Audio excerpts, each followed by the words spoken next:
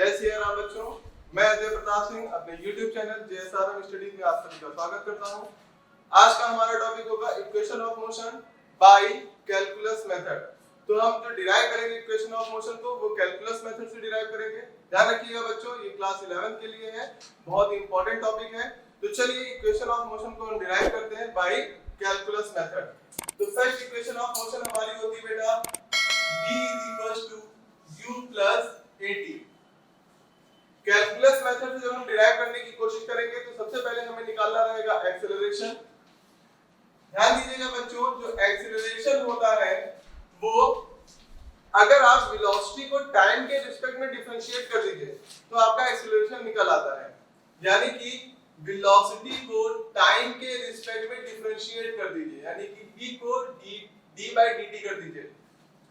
अब यहाँ पर आप t को dt को बेटा इधर भेज दीजिए तो ये हो जाएगा a dt और ये हो जाएगा dv। अब इसको हम बेटा इंटीग्रेट कर देंगे। तो जब इंटीग्रेट करेंगे तो अपर लिमिट से लोअर लिमिट तक वैल्यू को रखेंगे।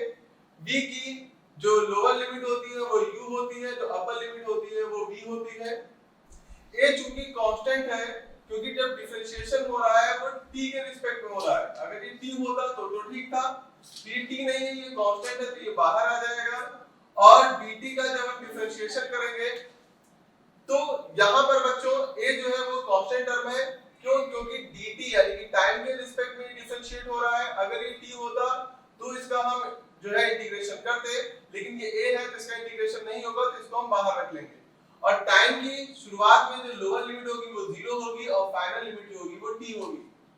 तो आपकी इक्वेशन कुछ इस तरह से बन गई, a बाहर आ गया, 0 से लेके t dt बराबर इंटीग्रेशन u v dv।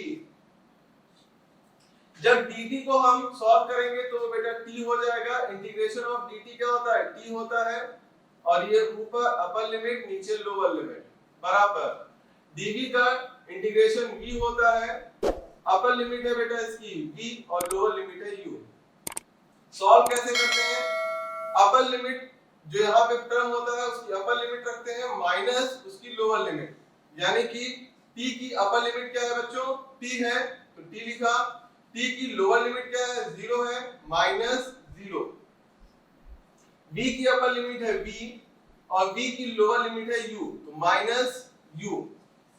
अब ये 0 माइनस हो जाएगा तो कोई फर्क पड़ेगा नहीं, ये हो जाएगा at, u माइनस में है इधर आएगा प्लस में हो जाएगा तो u और ये हो गया v।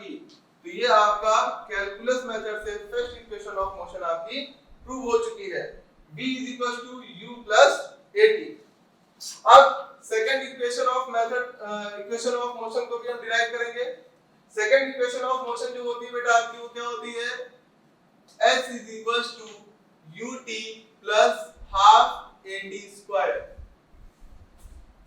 यहां पर हम वेलोसिटी निकालेंगे।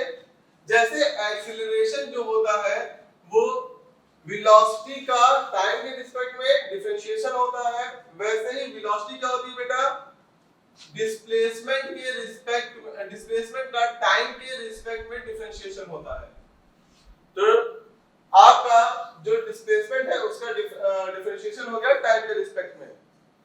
आप सभी यहां पे बेटा dt को इधर भेज दीजिए तो v dt ds हो जाएगा। v की value first equation of motion की हेल्प से आप लिख लेंगे बेटा, u + at होता है इनटू dt ds। dt को मल्टीप्लाई कर दीजिए तो ये हो जाएगा u dt + at dt ds। अब इस पूरी इक्वेशन को हम बेटा इंटीग्रेट कर देंगे। तो इंटीग्रेट करते हैं, u चूंकि कांस्टेंट होगा क्योंकि यहाँ t नहीं है, u है तो u बाहर आ जाएगा, ये हो जाएगा dt, lower limit 0 upper limit t, plus a बेटा बाहर आ जाएगा और हो जाएगा t dt 0 से लेके t इंटीग्रेशन ऑफ ds 0 से लेके s। dt का इंटीग्रेशन होता है बेटा t अपर लिमिट ये लोअर लिमिट प्लस t का इंटीग्रेशन होता है बेटा t² / 2। Upper limit t lower limit 0। Is equal to ds का इंटीग्रेशन होगा s। ये बच्चों देखिएगा कैसे आया, फॉर्मूला होता है इंटीग्रेशन ऑफ x dx का, x की पावर n dx का x n plus 1 upon n plus 1, ये इसका इंटीग्रेशन का फॉर्मूला होता है। ठीक है, तो यहाँ पे n कितना था, यहाँ कुछ नहीं मतलब 1 है, तो 1 प्लस 1 यानी कि स्क्वायर हो गया t स्क्वायर, और 1 प्लस 1 2 हो गया, तो यहाँ पे 2 लिखा हुआ है, तो इस फॉर्मूले से ये आपका इंटीग्रेट हुआ है। अब अपर लिमिट हो जाएगी t, तो u upper limit t lower limit 0 plus a upper limit t, तो t square by 2 minus t square by 0 square by 2, और ये हो जाएगा बेटा s माइनस 0। ठीक है, तो मैं यहाँ पे बेटा रब करके इक्वेशन को इधर से सॉल्व करता हूँ आपके लिए। ये हो जाएगा बेटा ut प्लस, ये तो पूरा बेटा 0 हो जाएगा, तो ये खत्म हो जाएगा, खाली क्या बचेगा, half a t square, half a t square is equal to क्या हो गया s। यही बेटा आपकी सेकंड इक्वेशन ऑफ मोशन है, इसका डेरिवेशन बाय कैलकुलस मेथड हो गया। तो हमने दो इक्वेशन को सॉल्व कर लिया है, अब थर्ड इक्वेशन ऑफ मोशन की बात करते हैं। तो थर्ड इक्वेशन ऑफ मोशन बेटा क्या होती है, v square is equal to u square plus 2as।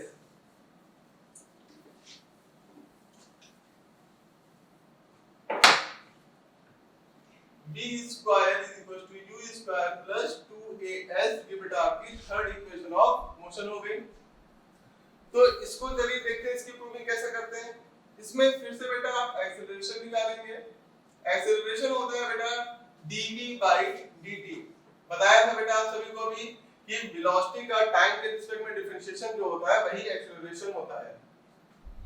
अब यहां पर अगर आप देखेंगे तो इस इक्वेशन में मैं एक एक्स्ट्रा काम करने वाला हूं, ds से मल्टीप्लाई करूंगा और इसको ds से ही डिवाइड करूंगा। तो किसी भी इक्वेशन में अगर आप सेम काम से सेम चीज से मल्टीप्लाई और सेम चीज से डिवाइड करते हैं तो इक्वेशन में कोई भी इंपैक्ट नहीं पड़ता है, वही काम यहां पर हो रहा है। अब इसी को थोड़ा सा अरेंज फॉर्म में लिख लेंगे, dv डिवाइडेड बाय ds, इसको इसके साथ ले आइए, इनटू dt को ds के नीचे लेकर चले जाइए, तो ये हो गया dv upon ds into ds by dt। क्या होता है बच्चों, अभी बताया था v होता है, अगर आप डिफरेंशिएट करेंगे टाइम के रिस्पेक्ट में डिस्प्लेसमेंट को, क्या देता है, वेलोसिटी। बेटा ds को इधर भेज दीजिए, a ds is equal to v dv हो जाएगा, इसको इंटीग्रेट कर दीजिए, a कांस्टेंट है तो a का इंटीग्रेशन नहीं होगा, इसका इंटीग्रेशन होगा क्योंकि यहाँ पे dv है और ये भी v है, तो इसका इंटीग्रेशन होगा बेटा, इसकी lower limit 0 upper limit s, इसकी लोअर लिमिट u और अपर लिमिट v।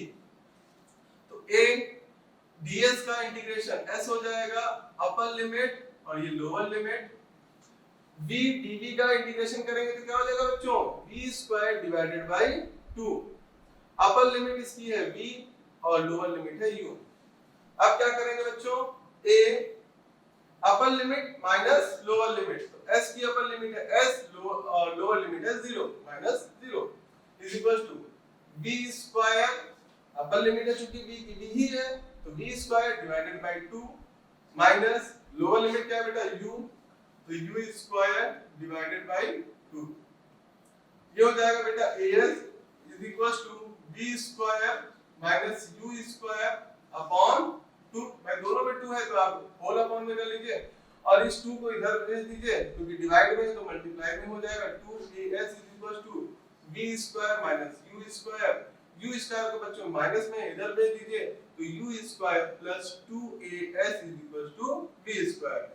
ये आपकी third equation of motion derive हो चुकी है बाय कैलकुलस मेथड। उम्मीद करता हूं आप सभी को ये वीडियो समझ में आया होगा, ये टॉपिक समझ में आया होगा।